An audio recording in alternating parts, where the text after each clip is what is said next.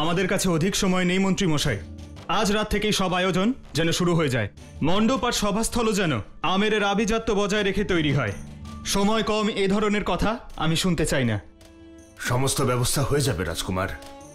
কেউ কোনো ত্রুটি খুঁজে পাবে না, যাতে কেউ কিছু বলতে পারে। আর হ্যাঁ, সাবধানে থাকতে হবে আমাদের। মানছি এই জায়গা আমেরের কাছে, মনে রাখতে হবে এটা আমের নয়। সেনাদের সজাগ থাকতে বলবেন। তাই হবে।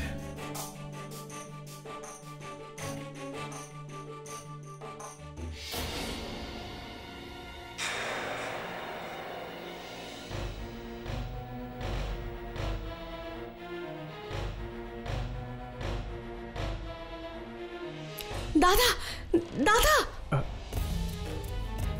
দাদা, ওই মোগলরা এখানে পাহারা দিচ্ছে। মনে হয় জালাল জানতে পেরে গেছে যে আমরা সাম্মারে আছি। তোমায় কিছু একটা করতেই হবে দাদা। যোধা, এমন হতে পারে না। এটা তোমার মনের ভুল। মোগলরা এখানে কি করে আসতে পারে? জালাল ঠিক যেভাবে আমিরে এসেছিল দাদা, বিশ্বাস করো দাদা, এটা আমার ভ্রম হতে পারে না। যোধা, ক্লান্তির কারণে অনেক সময় মানুষ ভুল দেখে। তুমি গিয়ে বিশ্রাম নাও। কালকে তুমি অনেক ব্যস্ত থাকবে।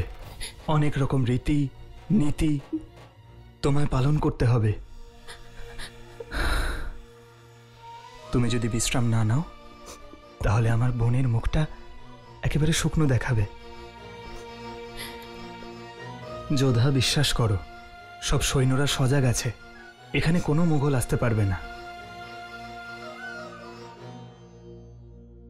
দাদা, মোগলদের আমি ভয় পাই না,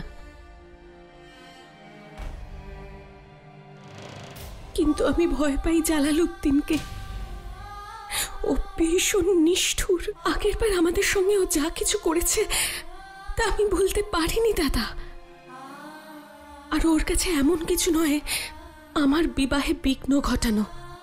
ও তো এতক্ষণে জেনেও গেছে নিশ্চয়ই যে এই বিবাহ পিতা মোগলদের হাত থেকে আমিরকে রক্ষা করার জন্য দিচ্ছেন।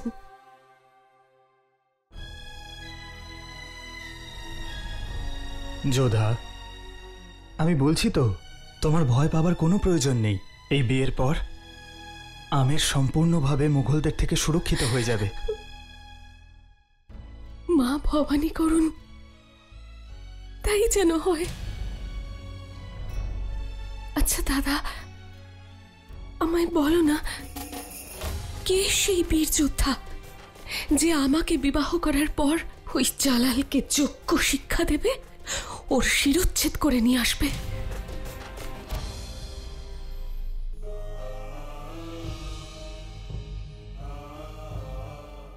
যোধা, আগামীকাল তোমার বিয়ে, আর এরকম শুভক্ষণে এসব কথা ভাবতে নেই। তুমি যাও, গিয়ে বিশ্রাম নাও।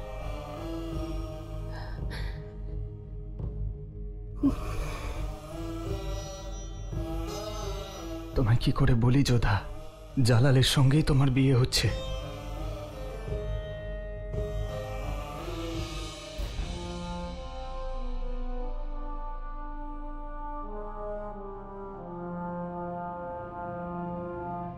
সালাম শাহেনশাহ। আমিরের 3 রাজকুমারকে আপনার সামনে এনে উপস্থিত করেছি।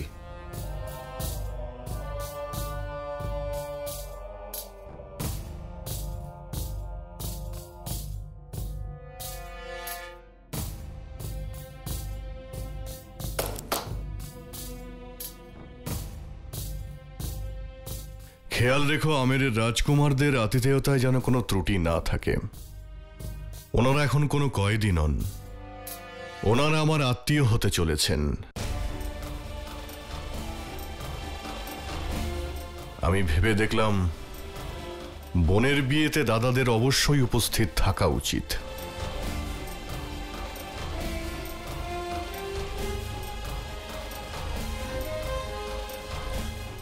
সেই জন্যই আপনাদের এখানে ডেকেছি, যাতে ওনারা তাদের বোন যোধার পক্ষ থেকে এই অনুষ্ঠানে উপস্থিত থাকতে পারেন।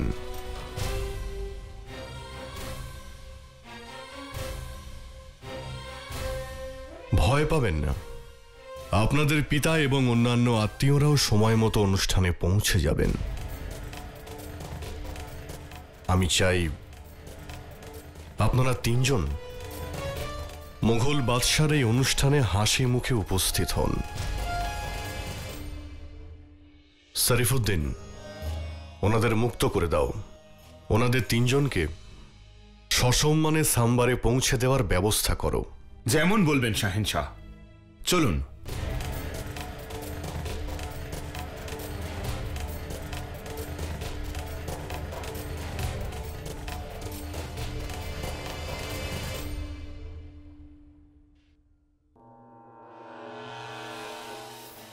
এতদিন যারা আমার শিরচ্ছেদ করতে চাইছিল তারাই সারা জীবন আমার কাছে মাথা নত করে থাকবে।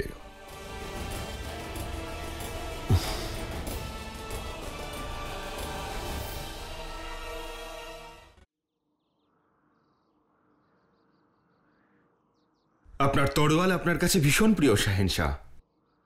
শীত হোক বা গ্রীষ্ম বা বর্ষা, সূর্য উঠতে ভুলে যেতে পারে, কিন্তু আপনি আপনার তরোয়াল নিয়ে অনুশীলন করতে কখনো ভুলেন না।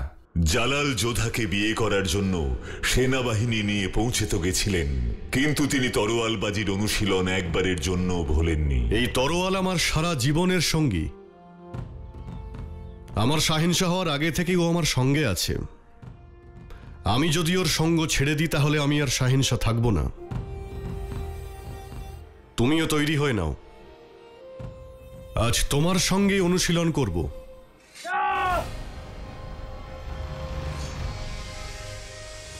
শাহেনশাহ, শাহেনশাহর সাথে চলো।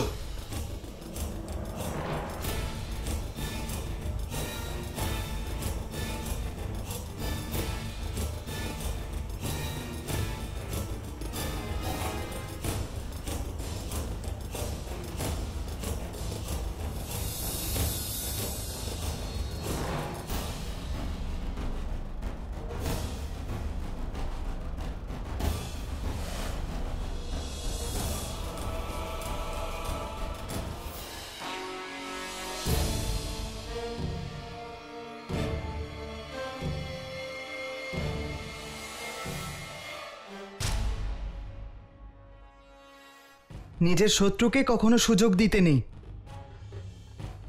না হলে যখন তখন আঘাত করতে পারে। খুব ভালো তালিম তো তোমার।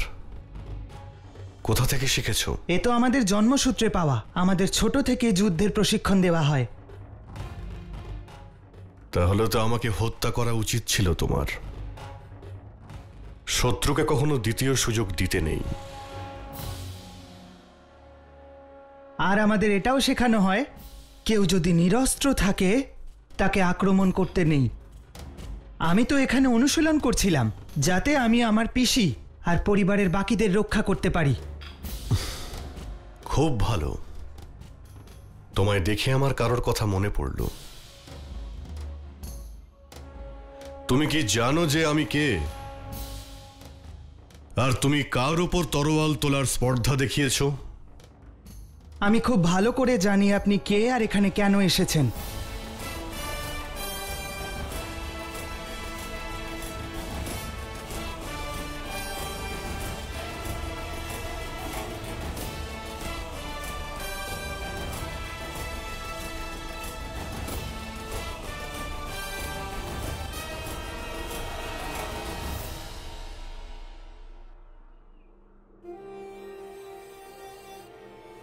খোদাকে ধন্যবাদ যে আপনি ঠিক আছেন শাহেনশাহ। কিন্তু আপনি কোথায় চলে গেছিলেন?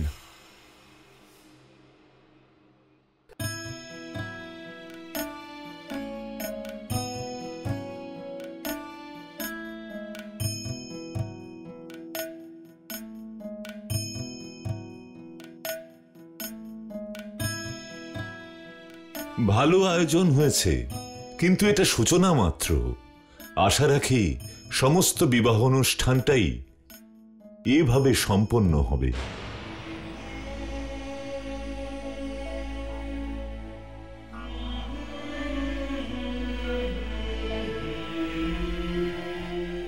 দেখো, আরেক শুভক্ষণ শুরু হলো।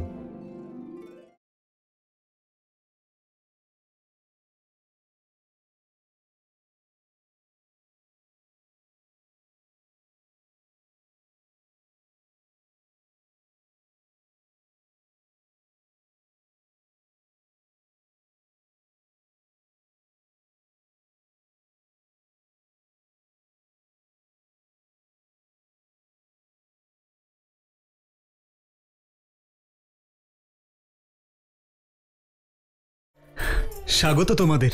আমেরের যোদ্ধারা, অনেকদিন পরে তোমাদের দেখতে পেলাম। ভালো থেকো। বেঁচে থাকো, ঈশ্বর তোমাদের দীর্ঘায়ু দিন। পিতা, এইসব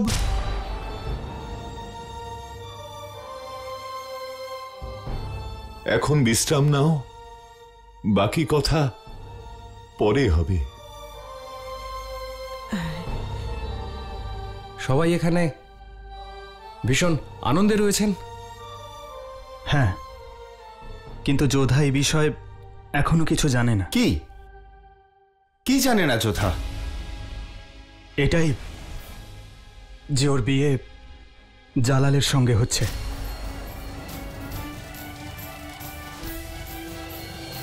যোধা জানে না? কিন্তু দাদা, এ তো যোধার সাথে ছলনা হচ্ছে। আপনি এসব কি করে? সব বলবো, কিন্তু এখন সঠিক সময় নয়। এখন শুধু এটুকু শুনে রাখো যে যোধার সামনে এই বিষয়ে কেউ কোনো কথা বলবে না।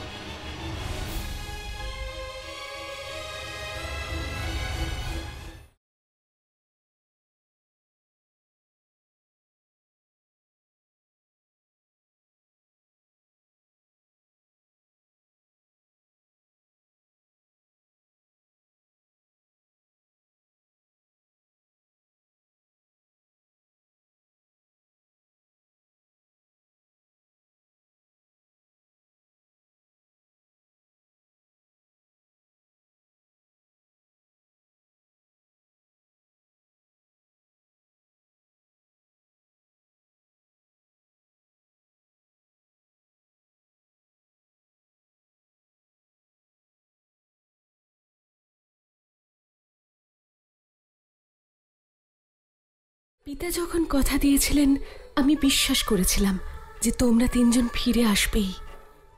মা ভবানীর কৃপা যে আমার বিবাহের সময় তোমরা সবাই উপস্থিত হয়েছ।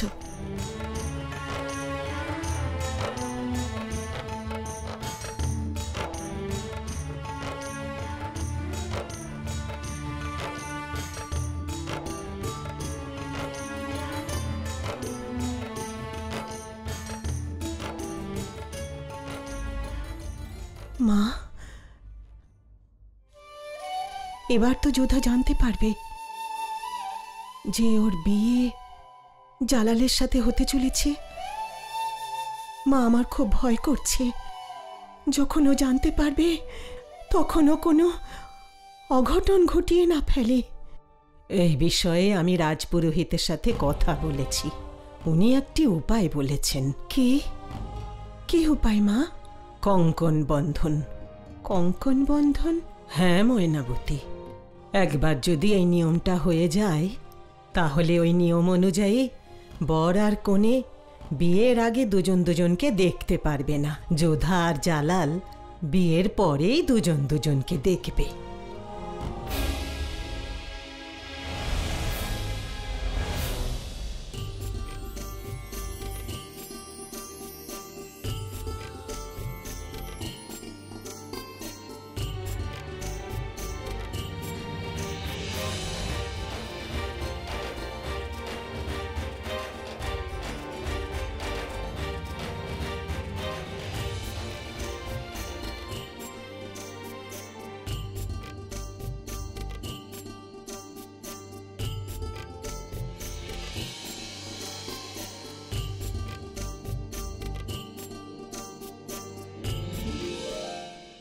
কি?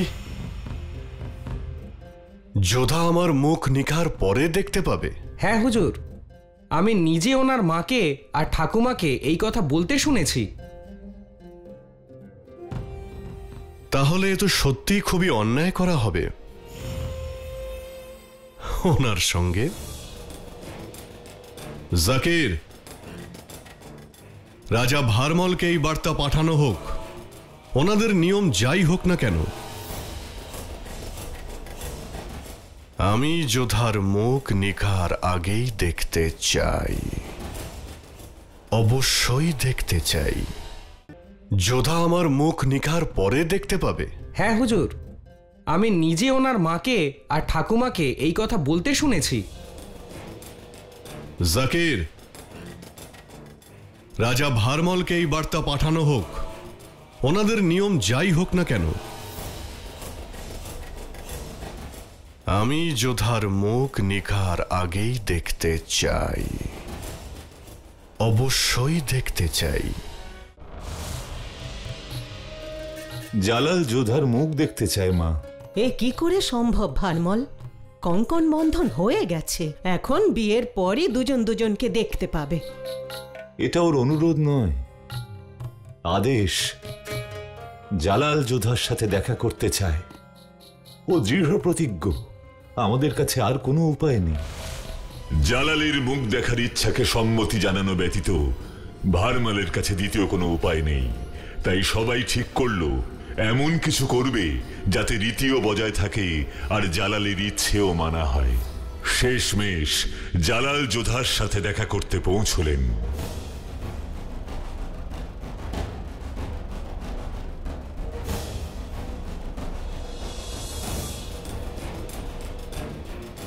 মোগল ওরা বিশ্বাসঘাতক। একবার যদি ওই মোগলটাকে ধরতে পারি, যার নাম জালাল, তাহলে এই ঘিয়ের দিব্যি বলছি, রাজ কারাগারে ঢুকে এই গরম ঘি ওর গায়ে ঢেলে দিতাম।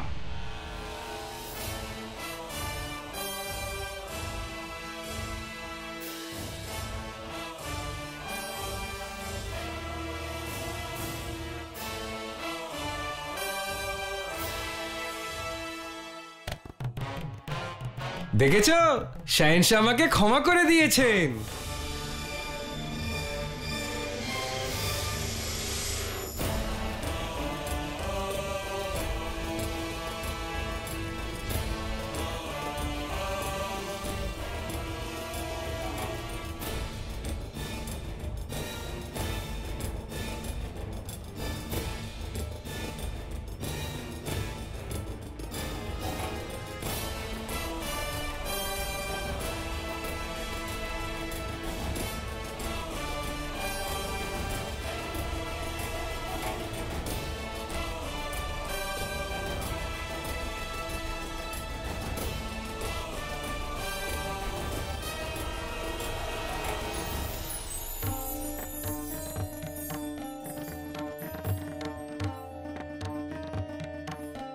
শাহেনশাহকে স্বাগতম।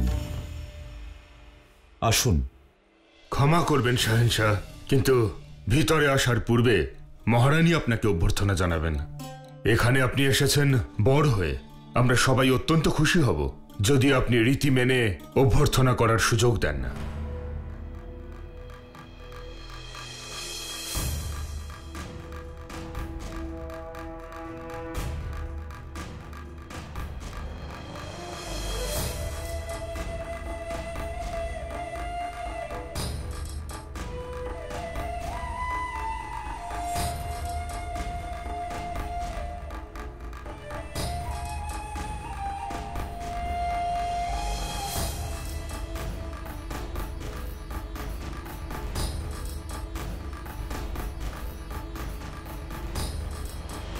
তোর যোধা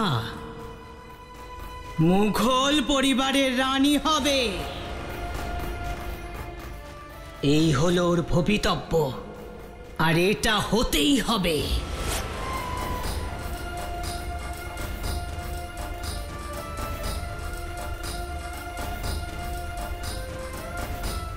হুজুর, মহারানী হয়তো আপনাকে তিলক পরাতে চাইছেন।